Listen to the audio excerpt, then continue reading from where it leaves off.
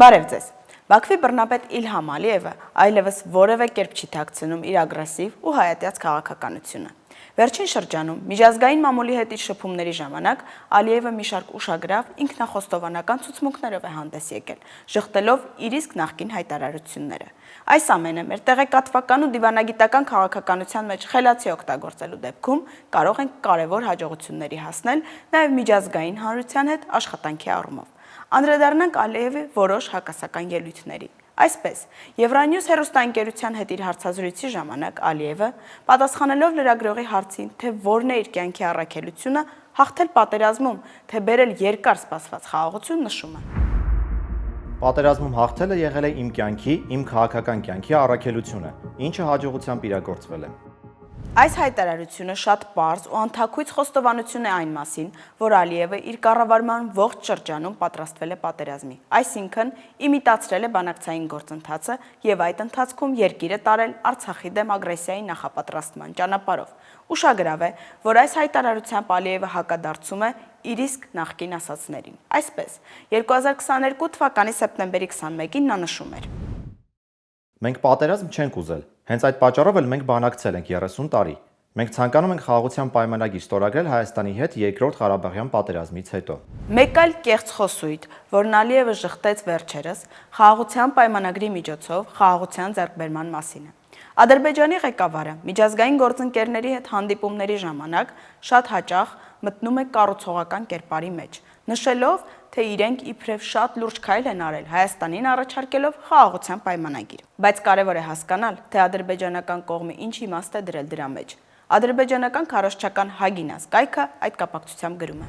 Բանն այն է, որ նոյեմբերի 10-ին Ռուսաստանի մասնակցությամբ ստորագրված եռակողմ հայտարարությունը ոչ թե խաղաղության համաձայնագիր էր, այլ ավելի շուտ ռազմական գործողությունների դադարեցման, ինչպես նաև տարածաշրջանում նոր ստատուս քվոյի ձևավորմանը միտված փաստաթուղթ։ Հարավային Կովկասին երկարաժամկետ խաղաղություն էր պետք։ Ուստի չարչերկված խաղաղության պայմանագիրը պետք է ստորագրվի պատերազմում հաղթած կողմի պայմաններով։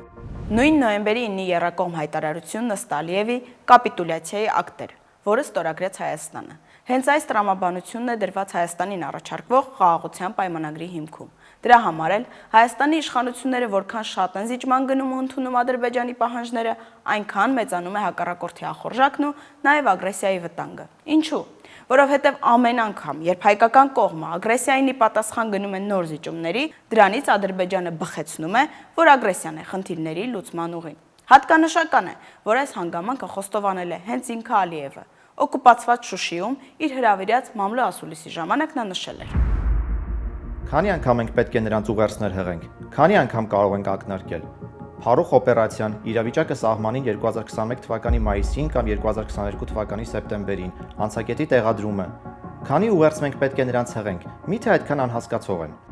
Սրանով Ալիևը հստակ նշում է, որ ագրեսիայի ուսադրանքների գնալու նպատակը մեկն է՝ զիջումներ կորզել Հայաստանից։ Լեռնային Ղարաբաղի շրջափակումն էլ Ադրբեջանի ագրեսիվ ու հայատյաց քաղաքականության վառ դրսևորումն է՝ սովի մատնել 120,000 հայի միայն մի պատճառով, որ Ադրբեջանը չի ցանկանում հասնել խաղաղության ձեռքբերմանը, կամ էլ հասկանում է խաղաղություն բացառապես իր պայմաններով։ Ադրբեջանը իր քաղաքականությամբ ամենօրյա մակարդակով Արցախում սպանում է կյանքը։ Ինչ իրավունքներ, ինչ անվտանգություն, երբ վերացնում են կյանքը։ Մարդիկ զրկված են կյանքի համար անհրաժեշտ տարրական պայմաններից։ Ուտելիք, վառելիք, տրանսպորտ չկա։ Սա ֆիզիկական հյուծում է, որն ուղեկցվում է հոգեբանական ու բարոյական ահաբեկչությամբ։ Ադրբեջանը կոնկրետ հայերի ոչնչացման քայլեր է ձեռնարկում։ Այս կապակցությամբ Ադրբեջանի նախագահի հատուկ հանձնարարություններով դեսպան Էլչին Ամիրբեկովը ֆրանսիական Le Monde թերթին տված հարցազրույցում ասել էր.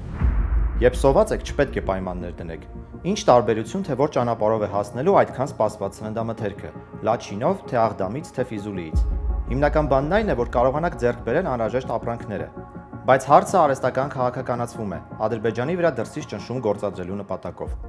Ադրբեջանցի պաշտոնյաները անթաքույց խոստովանում են իրենց հանցավոր ծրագրերը, քայլերն ու նպատակները, բայց ցավալիորեն հայկական կողմը չի կարողանում կամ չի ցանկանում դարձնել դրանք գործիք, նմանատիպ վտանգավոր հետագա քայլերը կանխելու համար։ Օրինակ, Աղդամ-Ստեփանակերտ ճանապարհի կապակցությամբ Բրյուսելում ընթացող եռակողմ քննարկման ժամանակ Հայաստանը ներկայացնող Նիկոլ Փաշինյանը փոխարենը հայտարարելու, որ մանդատ չունի այդ հարցով քննարկում վարելու, կարող էր փաստարկել, որ այդ ճանապարհի կիրառման նպատակը ոչ թե հումանիտար օգնության տրամադրելն է, այլ Արցախը կախման մեջ առնելը։ Լաչինի միջանցքի ապաշրջափակման անհրաժեշտությունը դառնում է առ ոչինչ։ Արդյունքում այլևս կենսական չի դիտարկվելու Հայաստանի հետ կապը, իսկ դա միայն արագացնելու է Արցախի կլանումը։ Աղդամով երթուղու գործարկումը չազոքացնելու է Ստեփանակերտի հետ որևէ միջազգային մեխանիզմի ներքո երկխոսության անհրաժեշտությունը, քանի որ Արցախը ամբողջությամբ հայտնվելու է Ադրբեջանից կախվածության մեջ։ Հետևաբար վերանում է որևէ արտաքին դերակատարի ազդեցությամբ Բաքվի պատկերացումներից դուրս Արցախի անվտանգության հարցերի քննարկման անհրաժեշտությունը։ Իսկ Վագիվ Խաչատրյանի ձերբակալությունը ցույց է տալիս, որ Աղդամի ճանապարհը դառնալու է ձերբակալությունների շղթայի սկիզբ։ Միթե դժվար է այս եւ բազմաթիվ այլ փաստարկներով կառուցել բովանդակային օրակարգեր եւ ազգային ու պետական շահերից բխող խոսույթներ առաջ մղել միջազգային հանդիպումների ժամանակ։ Կարծում եմ, որ ոչ, խնդիրը բացառապես Հայաստանի իշխանությունների ցանկության ու կամքի բացակայության մեջ է։ Նրանց անգործությունը հանցավոր է ու անընդունելի։ Չի կարելի անել զուտ իրավիճակային քայլեր։ Պետք է ունենալ ռազմավարություն, տեսլական ու լինել հետևողական։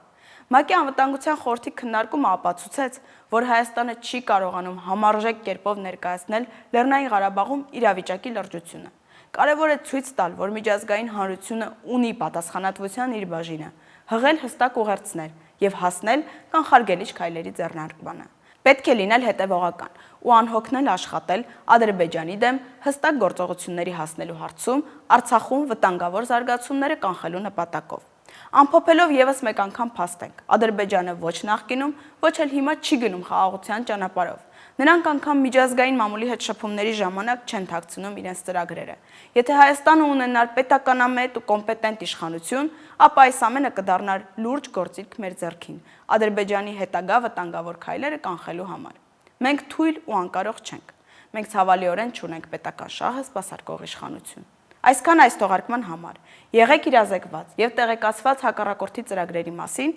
որպեսզի կարողանանք կանխել դրանք։